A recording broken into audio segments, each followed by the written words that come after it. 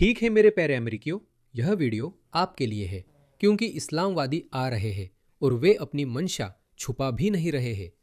इस viral clip को देखिए, ठीक है? और जब आप ऐसा सोचते हैं और अगर आप सोचते हैं कि एक इस्लामवादी एक खास तरीके का दिखता है, जैसे तालिबान लड़ाका, एक मुस्लिम की रूढ़ छवि जिसमें दाढ़ी होती है, शायद पगड़ी होती है और बहुत आक्रामक होता है, नहीं, वे हर तरह के रूप, आकार और पहनावे में आते हैं और हमारे बीच ही छुपे हुए हैं। असल में वे छुप भी नहीं रहे हैं, वे तो खुलेआम अपनी बात कह रहे हैं। इस आदमी को देखिए, ये आदमी मुस्लिम है, शायद इस्लामवादी, जिहादी की हद तक, लेकिन मैं इसे जिहादी नहीं कहूँगा क्योंकि इसने राजनीतिक चुनाव लड़ने की कोशिश की थी। इस आदमी को देखिए, इस व्यक्ति का नाम जुल मोहम्मद है। उसने कैरोल्टन टेक्सास के मेयर पद का चुनाव लड़ा है।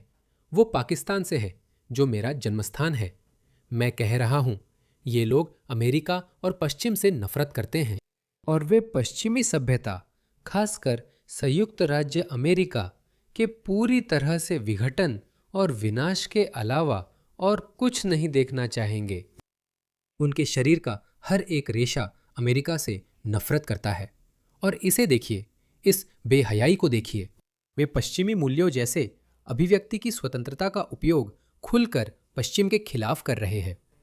दोस्तों, मैंने ये पहले भी कई बार कहा है, अभिव्यक्ति की स्वतंत्रता का मकसद ये नहीं था कि विदेशी आकर अमेरिका से नफरत करे और इसी आज़ादी का इस्तेमाल सरकार गिराने या उसे खत्म करने की कोशिश में करे। जरा सोचिए, हमारे पास अमेरिका में अभिव्यक्ति की स्वतंत्रता कितने समय से है? जब से अमेरिका अस्तित्व में आया है, लगभग 250 सालों से। इतना भी नहीं, मुझे लगता है कि इस साल अमेरिकी स्वतंत्रता का 250वां साल था। तो तब से हमारे पास अभिव्यक्ति की स्वतंत्रता है। लेकिन क्या आपको लगता है कि 1930 के दशक में हम नाजियों को न्यूयॉर्क आने देते और उन्हें माइक पकड़कर अमेरिका के खिलाफ जहर उगलने देते? तब भी हमारे पास अभिव्यक्ति की स्वतंत्रता थी और नाजी को ऐसा कहने की अनुमति मिलनी चाहिए थी। लेकिन क्या बदला है? तब कोई भी अमेरिकी वामपंथी या दक्षिणपंथी ऐसा नहीं होने देता। क्यों? क्योंकि जैसे जैसे हम अपने समाज के इतिहास में पीछे जाते हैं, हम देखते हैं कि लोग पहले ज़्यादा देशभक्त, राष्ट्रवादी, यहाँ तक कि कबीलाई भी थे, अगर आप ऐसा कहना चाहे। लेकिन आजकल हम अब कबीलाई नहीं रहे, हम अब न राष्ट्रवादी रहे न देशभक्त। यहाँ तक कि देशभक्त होना भी अब कट्टर दक्षिणपंथी, नस्लवादी या विदेशी विरोधी माना जाता है, जबकि यही इस समय की सबसे बड़ी ज़रूरत है। अभी इससे बेहतर और कोई समय नहीं है। इतिहास में कभी ऐसा समय नहीं आया जब आपको अपने समुदाय के लिए और उसके साथ खड़ा होना चाहिए था। मेरा मतलब है, जब तक आप नई सामाजिक व्यवस्था नहीं लाते जहां राष्ट्र राज्य ना हो, हम राष्ट्र राज्यों में ही रहेंगे, तभी मैं आपकी बात सुनूंगा। लेकिन अभी हम राष्ट्र राज्यों के युग में मौजूद हैं, ठीक है? हम अमेरिका में 250 साल और दुनिया के अधिकतर हिस्सों में कम से कम 100-150 साल से इस युग में हैं। तो हमें राष्ट्रवादी होना पड़ेगा, हमें देशभक्त होना पड़ेगा और हमें कबीलाई भी होना पड़ेगा। जातीय से मेरा मतलब है हमारा देश, हमारा संविधान, हमारा जीवन जीने का तरीका। क्योंकि ये लोग दरवाजे पर दस्तक दे रहे हैं। ये लोग यहाँ हैं और अपनी मौजूदगी का ऐलान कर रहे हैं। और इस आदमी को सुनो, बस इसे सुनो। इस आदमी की बोली में लहजा है, जबकि ये अमेरिका में पैदा नहीं हुआ। मैं आपको गारंटी देता हूँ, उसने मिन्नतें की होंगी। उसकी जिंदगी में अमेरिका आने से ज्यादा अहम कुछ नहीं था, तो वो अमेरिका आ गया। अमेरिका उसके लिए इतना दयालु था कि उसे लगा कि वह चुनाव लड़कर भी पद पा सकता है। उसने भी ऐसा किया। कई दूसरे लोग भी चुनाव लड़ चुके हैं। इल्हान उमर मेरे हिसाब से सबसे एहसान फरामोश अमरीकी है। और उसे देखिए, बस उसे देखिए। इससे आपको गुस्सा आना चाहिए। तुम कौन हो? वो आदमी जो अमेरिकी पूर्व सैनिकों से नफरत करता है, जिन्होंने उन्हें यह कहने की आजादी दी है जो वो कह रहे हैं। किसी ने मुझे आजादी नहीं दी। मेरे माता पिता ही एकमात्र लोग हैं जिन्होंने बलिदान दिए हैं। किसी भी पूर्व सैनिक ने कोई बलिदान नहीं दिया है। मैं ये साफ कर देना चाहता हूँ। मैं अमेरिकी सेना का समर्थन नहीं करता। नहीं, मैं संयुक्त राज्य अमेरिका का समर्थन नहीं करता। वह न अमेरिकी सेना, न अमेरिकी पूर्व सैनिकों और न ही अमेरिका का समर्थन करता है। वह कहता है, माफ कीजिए, उसकी अमेरिकी उच्चारण है, शायद वह पहली पीढ़ी का अमेरिकी है। वह कहता है, मेरे माता पिता ने बलिदान दिए। उसके माता पिता आर्थिक प्रवासी बनकर अमेरिका आए और उन्होंने एक कृतज्ञ बेटे को पाला। मुझे माफ कीजिए, मैं कल्पना भी नहीं कर सकता। मैं इस सोच को समझ ही नहीं पा रहा हूं। तुम्हें यहां आने दिया गया, तुम्हें इतना कुछ दिया गया कि तुम अब राजनीति में भी उतर सकते हो, और फिर भी तुम इस देश और इसकी हर चीज से नफरत करते हो। इसीलिए मैं कह रहा हूं, दोस्तों, अगर कभी अपने देश, अपनी पहचान, अपने मूल्यों, अपने संविधान, अपने संस्थापकों या जो कुछ भी आपके दिल के करीब रहा है, उसके लिए खड़े होने का समय है, तो वो समय अब है। उसके लिए खड़े हो जाओ और इन लोगों को बाहर निकालो। ये लोग या तो यहाँ के हिसाब से ढले या बाहर जाएं। अमेरिकन पासपोर्ट कोई जादुई चीज नहीं है कि एक बार मिल गया तो आपको बाहर नहीं निकाला जा सकता। इसे देखो, इसे एक बार और सुनो। तुम कौन हो? वो आदमी जो उन अमेरिकी वेटरन से नफरत करता है जिन्होंने इन्हें ये बोलने की आजादी दी। नहीं, किसी ने मुझे आजादी नहीं दी। मेरे माता पिता ही अकेले लोग हैं। तुम्हारे जैसे लोगों को ये आज़ादी अमेरिका ने दी है, बेवकूफ़। पाकिस्तान वापस जाओ और वहाँ की फौज के खिलाफ बोलकर देखो। तुम्हें जल्द पता चलेगा कि बोलने की आज़ादी किसने दी। ये पहला संशोधन है जिसने तुम्हें बोलने का अधिकार दिया।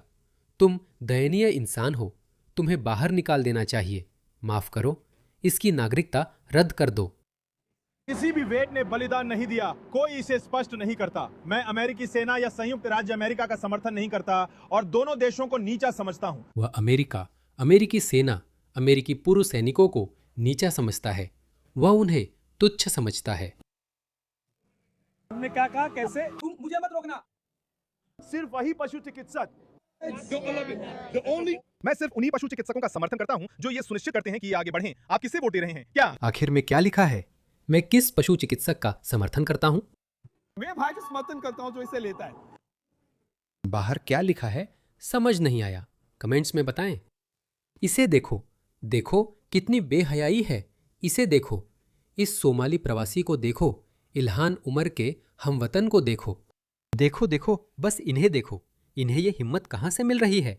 क्या आप जानते हैं इन्हें ये हिम्मत कहां से मिल रही है? आपकी नरमी से, आपकी नरमी से। 50 के दशक का अमेरिका। मैं आपको चुनौती देता हूं कि आप ये बात बाइबल बेल्ट में कहकर दिखाएं। मैं तो यहां तक कहता हूं कि 50, 60 या 70 के दशक में न्यूयॉर्क में भी किसी अमेरिकी से ये कहकर देखो, आपका अंजाम। असल में मैं ऐसा करने के लिए प्रोत्साहित नहीं कर रहा हूं, आप जानते हैं, लेकिन आपका अंजाम बुरा ही होगा। तो ये अमेरिका में आ रहा है। क्या वो अमेरिका आ रहा है? वो आ रहा है। रुको, क्या ये अमेरिका में होने वाला है? एक दिन अमेरिका एक मुस्लिम राज्य बन जाएगा। ट्रम्प को बता दो ये नहीं होगा। ये ट्रम्प को बता दो। उसका मुंह पकड़ लिया। भगवान ही वोट है, क्या यही सब चाहते हैं? हमारा लक्ष्य है अमेरिका को इस्लाम बनाना। हाँ, इन लोगों को सोमालिया वापस भेजो, अफ्रीका वापस भेजो। तुम्हें पता है वो ऐसा क्यों सोचता है? क्योंकि उसके पीछे शेर नहीं है। ऐसा कभी नहीं होगा। तुम अमेरिकियों के दिलों पर राज करते हो, वही अच्छा है जिसे वे चाहे। मेरी या कम्युनिज्म की लाश के ऊपर से ही वो मुझे और मेरे भाइयों बहनों को हटाना चाहते हैं। मैं कसम खाता हूं कि मैं नेता बना रहूंगा चाहे काफिरों को। काफिरून मतलब तुम, काफिर लोग। इस आदमी की बात सुनो। तुम अमेरिका में इस्लाम को नहीं रोक सकते। उन्हें देखो, वे तुम्हें उकसा रहे हैं, वे तुम्हें उकसा रहे हैं। मैं उम्मीद करता हूं, मैं उस दिन का इंतजार कर रहा हूं जब तुम सच में उकस जाओगे। ये होने वाला है, ये होने वाला है। नहीं, पश्चिमी सभ्यता जितनी महान कोई दूसरी सभ्यता नहीं जिसने लगभग सब कुछ दिया। आप अपने चारों ओर जो भी आधुनिक चीजें देखते हैं, हमें जो भी आधुनिक चीजें मिली हैं, वो सब पश्चिमी नवाचार का परिणाम है। ये पश्चिमी अकादमिक और वैज्ञानिक प्रतिभा का परिणाम है। इसे स्वीकारने में शर्म नहीं है। इसी कारण उन्होंने इतिहास की महान सभ्यता बनाई। क्या आपको लगता है कि ये लोग उस सभ्यता पर हावी हो जाएंगे या उसे रौंद देंगे? मेरा दिल इसे नहीं मानता, लेकिन अतीत में इससे अजीब चीजें हो चुकी है। रोम, प्राचीन रोम सभ्यता का घर था, और फिर आखिरकार आप जानते हैं उसे बर्बर लोगों ने पछाड़ दिया था। लेकिन आप जानते हैं बात इतनी सीधी नहीं थी। रोम राजनीतिक कारणों से पतन की ओर जा रहा था। और क्या हम भी राजनीतिक रूप से पतन की ओर जा रहे हैं? क्या पश्चिम भी राजनीतिक रूप से पतन की ओर जा रहा है? शायद वे पश्चिम को सैन्य रूप से नहीं हरा सकते। उन्हें पता है कि सैन्य रूप से वे कुछ नहीं कर सकते, लेकिन वे यही कर सकते हैं। उनकी बात सुनिए। मुस्लिम बैन लगाना चाहता है, वो मुसलमानों पर प्रतिबंध लगाना चाहता है। हम उसे बताएंगे कि यह तुम्हारे देश में बैन के लिए है। लेकिन अमेरिका भी तुम्हारा देश नहीं। देखो उसे, जहां भी वे जाते हैं, वे जहां भी जाते हैं सेल्स कहते हैं। किसी ने बताया कि जापान में किसी वजह से मुसलमानों की बड़ी तादाद पहुंची है। वो ताकाशी प्रधानमंत्री जिनकी मैंने पहले सराहना की थी, अब जापान में मुस्लिम प्रवासियों की बाढ़ ला रही हैं। अब जापान या सोशल मीडिया पर मुस्लिम कार्यकर्ता कह रहे हैं कि जापान ने मलेशिया व मुस्लिम इलाकों पर हमला किया था, इसलिए हमें भी जापान पर आक्रमण का अधिकार है। उन्होंने जापान में मुश्किल से पकड़ बनाई है। आप जानते हैं वे ऐसा क्यों कहते हैं? वे ऐसा इसलिए कहते हैं क्योंकि वे अपनी आबादी के सामने सही बात रखना चाहते हैं कि दोस्तों, ये अल्लाह की ज़मीन है। यही बात मोहम्मद ने कही थी। मोहम्मद ने कहा था कि आपको इस्लाम को पूरी दुनिया में फैलाना है। इस्लामी अंत समय संबंधी मान्यताओं में उनके अनुसार अंत समय की भविष्यवाणी यह है कि पूरी दुनिया इस्लाम के अधीन आ जाएगी। पूरी दुनिया। कयामत का दिन तब तक नहीं आएगा जब तक पूरी दुनिया इस्लाम कबूल नहीं कर लेती। इसलिए ये लोग कहते हैं कि इस्लाम आ रहा है और सब मुसलमान बन जाएंगे। ये उनके विश्वास का मुख्य हिस्सा है। माइक टायसन ने कहा था, हर किसी के पास योजना होती है जब तक उसे मुंह पर घूसा नहीं पड़ता। मैं बस उस सभ्यतागत माइक टायसन का इंतजार कर रहा हूं जो आकर वो घूसा मारे। ये अल्लाह की जमीन है। नहीं, हर जमीन अल्लाह की है। यहां के मुसलमान यही हैं और रहेंगे। अगर आपको पसंद नहीं तो आप कहीं और जा सकते हैं, पर मैं नहीं जानता कहां। अगर वह यूरोप लौटता है, वहां भी कई मुसलमान हैं। मैं हाल ही में गया था। आप अफ्रीका, दक्षिण अमेरिका, चीन, अमेरिका, मलेशिया, जापान, अंटार्कटिका कहीं भी जाएं, हर जगह मुसलमान हैं। नहीं, चीन में इतने मुसलमान नहीं हैं। चीन ही एकमात्र देश है जो इस समस्या, इस राजनीतिक इस्लाम से निपटना जानता है। चीन जानता है। इस पर मुझे अलग वीडियो बनानी होगी। मैं सुझाव दूंगा कि अगर वो ऐसी जगह चाहता है जहां कोई मुसलमान न हो, तो मैं कहूंगा कि वो नर्क चला जाए। और जान लो कि हमारे पैगंबर सल्लल्लाहु अलैहि वसल्लम ने हमें ये शुभ समाचार दिया है कि इस्लाम का ये धर्म हर घर में पहुंचेगा। हाँ हर घर। दोस्तों, यही उनकी मान्यता है। नबी मोहम्मद सल्लल्लाहु अलैहि वसल्लम ने सही हदीस में हमें बताया कि इस उम्मत को गारंटी दी गई है कि वो विजयी होगी। जो लोग उन्हें हराने की कोशिश करेंगे सफल नहीं होंगे। मुझे लगता है इसका मीम बनाना चाहिए। पैगंबर मोहम्मद, इस्लाम दुनिया पर विजय पाएगा, यही मेरी योजना है। Mike Tyson. हर किसी के पास योजना होती है जब तक चेहरे पर मुक्का नहीं पड़ता। एमी मेक कुछ कहना चाहती हैं। चलिए सुनते हैं। मुस्लिम वोटिंग मशीन। अमेरिका की कम मतदान दर देश को इस्लाम के हवाले कर रही है।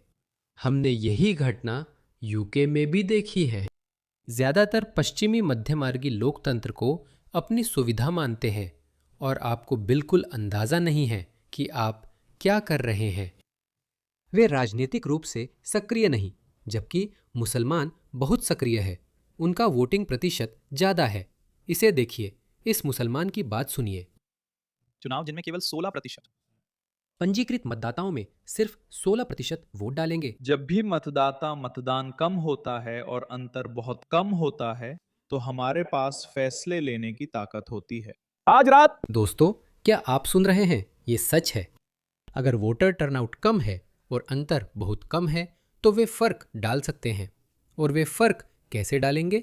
कुछ वैसे ही जैसे मैंने आपको पहला आदमी दिखाया था। ये आदमी उसी की उम्मीद कर रहा था। ये जोकर, ये इस्लामिस्ट, एक प्रवासी का बेटा, मुस्लिम पाकिस्तानी प्रवासियों का बेटा। उसे उम्मीद थी कि वो जीत जाएगा।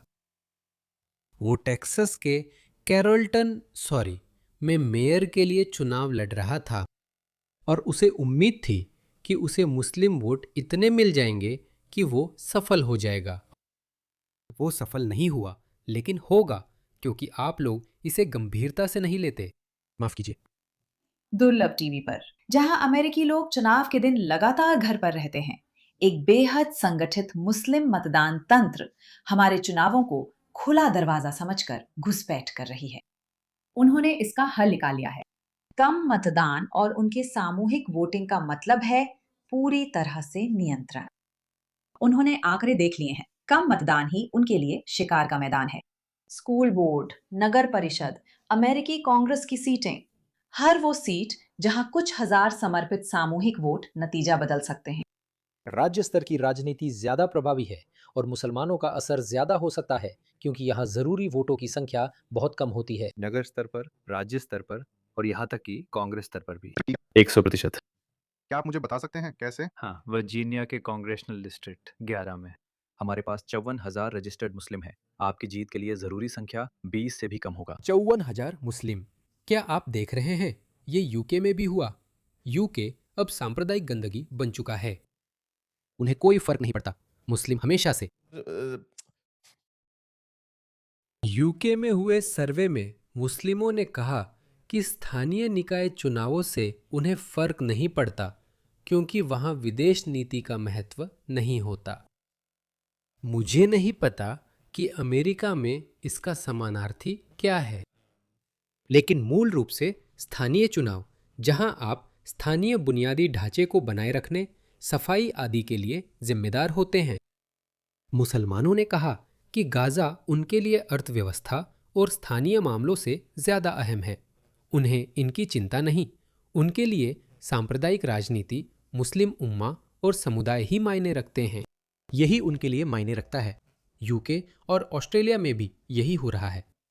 मुसलमान बस एकजुट होकर एक ब्लॉक के रूप में वोट करते हैं। ये मुसलमानों के लिए अच्छा है, इसलिए हम उसे वोट देंगे। वह यही इशारा कर रहा है, जबकि एक श्वेत या अमेरिकी व्यक्ति पूरे मामले को समग्र रूप से देखेगा। नहीं, मैं जानता हूं कि कई लोग मुख्य कारणों से वोट करते हैं। यह सच है।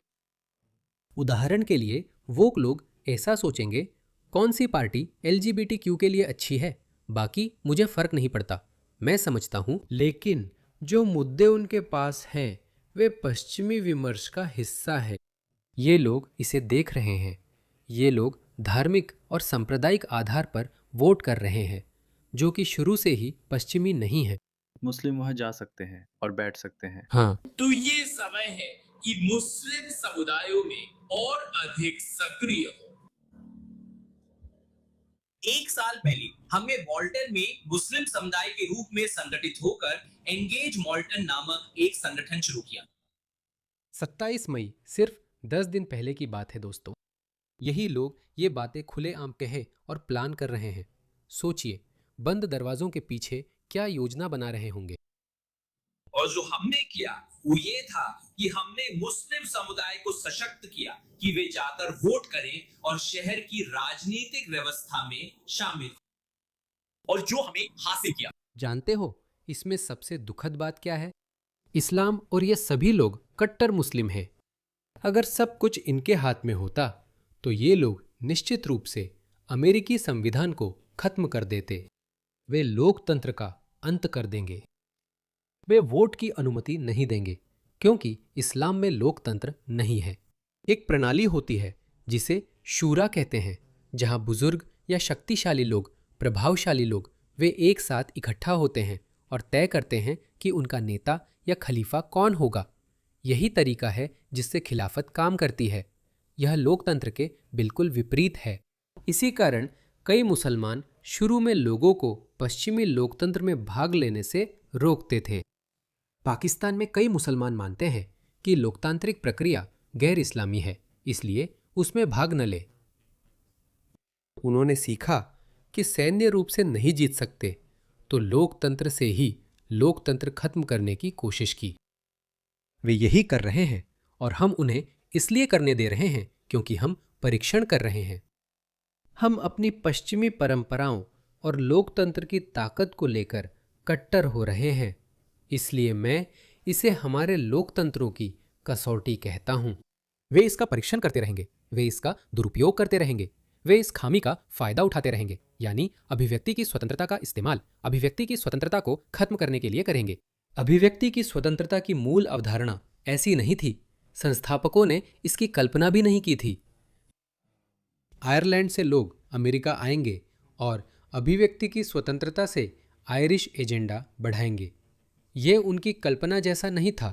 अगर शुरुआती अमेरिका में समुदायों के बीच झगड़े होते, जैसे कि आयरिश लोगों का कुछ ब्रिटिश लोगों से झगड़ा हो जाता वगैरह, वो मुमकिन है।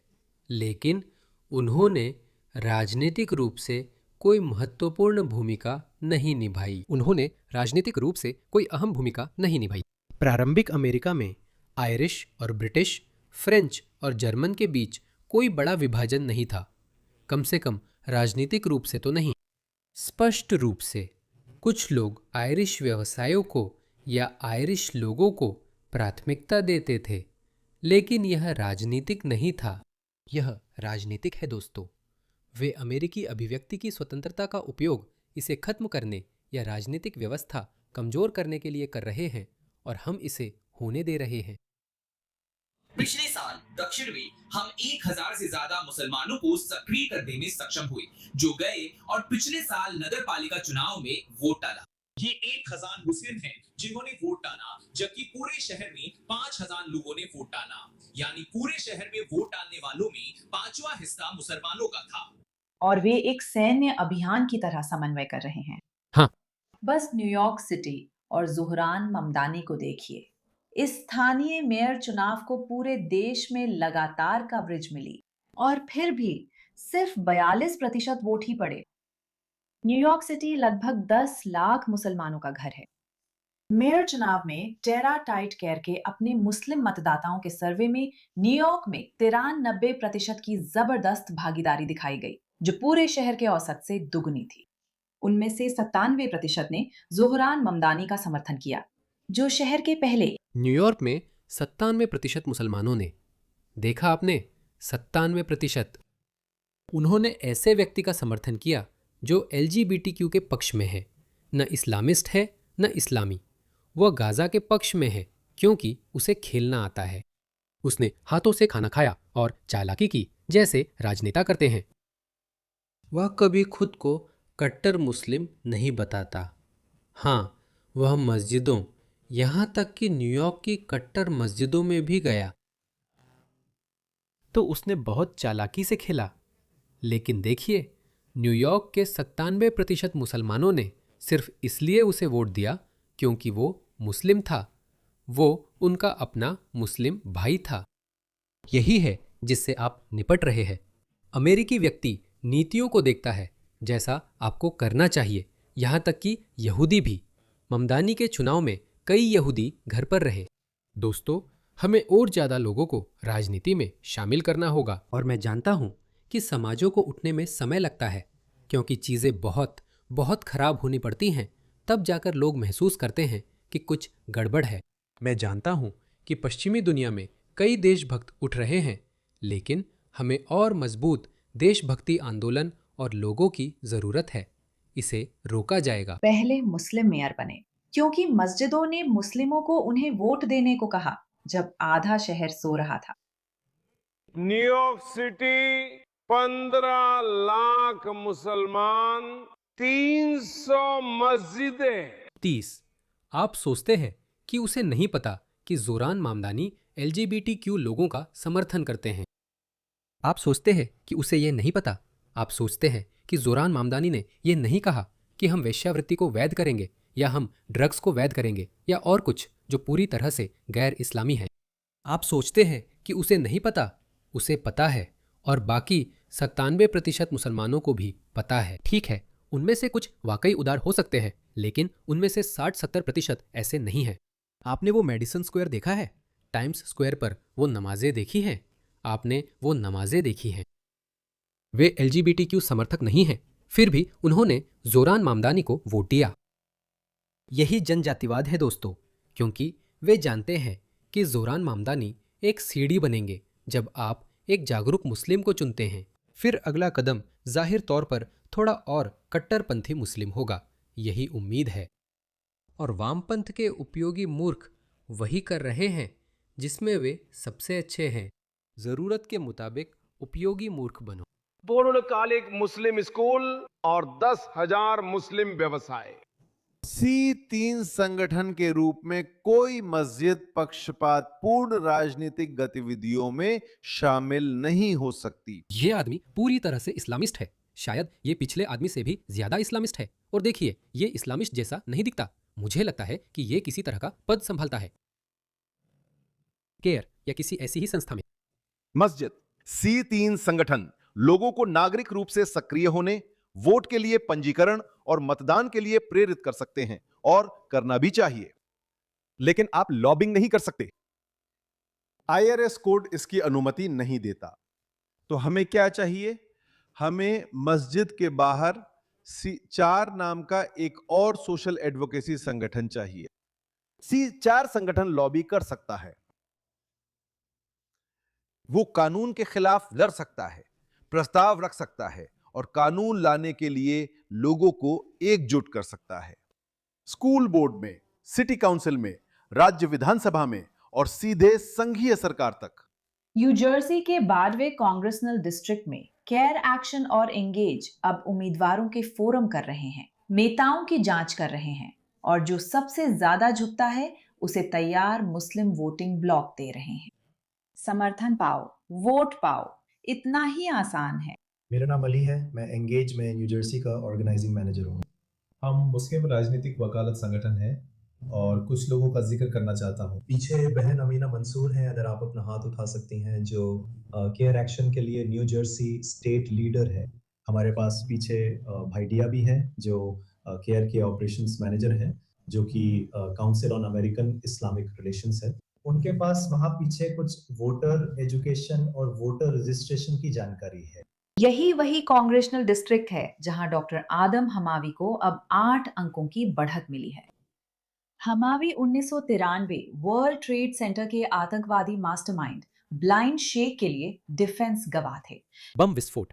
वह उनके साथ यात्रा करता था और बम विस्फोट के बाद उनके दस्तावेजों का अनुवाद भी करता था। होमो जॉर्ज W. बुश को लौटाओ।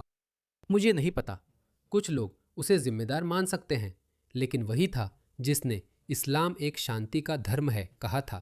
उन्होंने बोस्निया में बेनेवोलेंस इंटरनेशनल फाउंडेशन के साथ भी स्वयं सेवा की थी, जो एक तथाकथित चैरिटी था। लेकिन बाद में अल-कायदा का मुखौटा संगठन होने के कारण उस पर छापा भी मारा गया और उसे बंद भी कर दिया गया। यही व्यक्ति न्यू जर्सी से अगला कांग्रेस सदस्य बनने की संभावना रखता है। वाह! ये मुस्लिम मतदान गुटों की ताकत है। और मुसलमान ये जानते हैं। आप इन्हें देख सकते हैं muslimvote.co.uk और muslimvote.com.au। ये एक दूसरे से जुड़े नहीं हैं, लेकिन जब आप उनकी वेबसाइट पर जाते हैं, पता नहीं वो अभी भी है या नहीं। इसे देखिए, जाहिर है ये लोग एक दूसरे से स्वतंत्र हैं। कोई संगठित साजिश या ऐसा कुछ नहीं है। इसे देखिए, ये है मुस्लिम वोट यूके। हाँ, इसे देखिए, फॉन्ट देखिए, स्टाइल देखिए। ये है मुस्लिम वोट, हमारा लक्ष्य सीधा है, वगैरह वगैरह। अब आप मुस्लिम वोट ऑस्ट्रेलिया देखना चाहते हैं? इसे देखिए, लगभग एक जैसा है और ये एक दूसरे से जुड़े हुए नहीं है। मैं आपको बताता हूँ, मुझे ये दावा करने दीजिए। न केवल ये संगठनात्मक रूप से जुड़े हुए हैं, इनके पास एक ही फाइनेंसर हैं, इनके प्रायोजक भी एक ही हैं, इनके वेब डिज़ाइनर भी एक ही है। यही तरीका है जिससे ये हमें बेवकूफ़ बना रहे हैं। सबके सामने मैं सोचता हूँ हमारे निगरानीकर्ता कहाँ हैं? वे कहाँ हैं? वे इन पर नज़र क्यों नहीं रख रहे हैं? पश्चिम में जहाँ भी देखे, हर जगह यही कहानी दिखती है।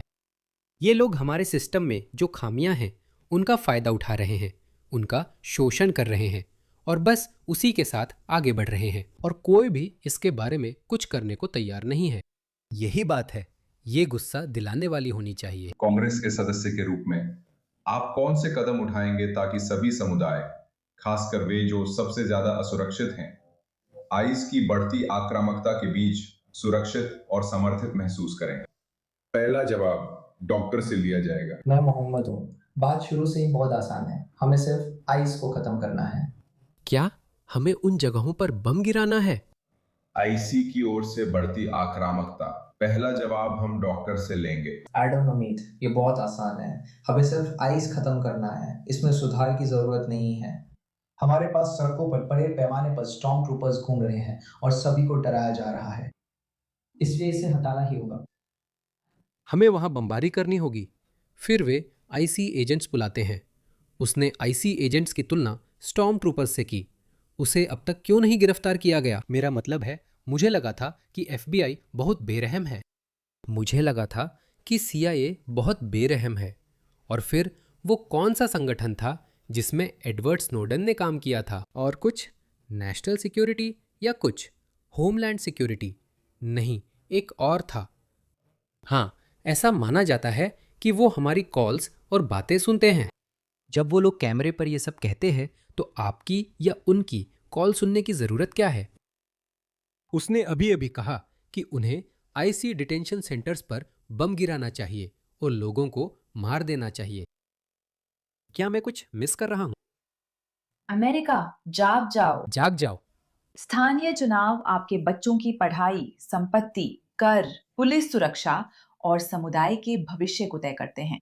मुस्लिम ब्रदरहुड नेटवर्क यह समझता है। हाँ, वे संगठित और प्रेरित हैं और वे एक समूह के रूप में वोट करते हैं। वे विचारधारा के मामले में कट्टर है। तुम सोचते हो कि तुम अपने देश से प्यार करते हो। तुम सोचते हो कि तुम राष्ट्रवादी हो। तुम राष्ट्रवादी हो? ओह, तुम जो भी हो, ये लोग उससे भी आगे हैं। हम में ही हैं। हम झपकी लेते समय भी फैसले ले रहे होते हैं। चुनाव चाहे बड़ा हो या छोटा, बाहर निकलकर वोट करें, क्योंकि इस देश का भविष्य इसी पर निर्भर करता है। ये पूरी तरह से इसी पर निर्भर करता है। अगर ये चेतावनी काफी नहीं थी तो मैं ये वीडियो यही खत्म करता हूं। इस्लाम फिर से दुनिया पर राज करेगा। किसी और धर्म में इसकी नैतिकता नहीं है। जब हम कहते हैं कि अमेरिका एक दिन मुस्लिम देश बनेगा, इंशाअल्लाह, लोग हमें शक से देखते हैं, लेकिन हकीकत यह है कि यही हमारा लक्ष्य है। हर किसी की अपनी सोच है कि वे अमेरिका को क्या बनाना चाहते हैं। हम मानते हैं कि इस्लाम के लिए सबसे अच्छा, अमेरिका के लिए सबसे अच्छा इस्लाम है। शांति से, धर्म प्रचार के जरिए, किसी पर जबरदस्ती नहीं, हम इस्लाम फैलाना चाहते हैं। वो तो बस आपको बेवकूफ बनाने के लिए डिस्क्लेमर था। नहीं, शांति से, कोई हिंसा नहीं, तो कुछ तो होना चाहिए। जैसा कि मैंने कहा, एकमात्र समाधान है अपने देश से प्यार करो, अपनी पहचान, इतिहास, संस्कृति, विरासत से प्यार करो।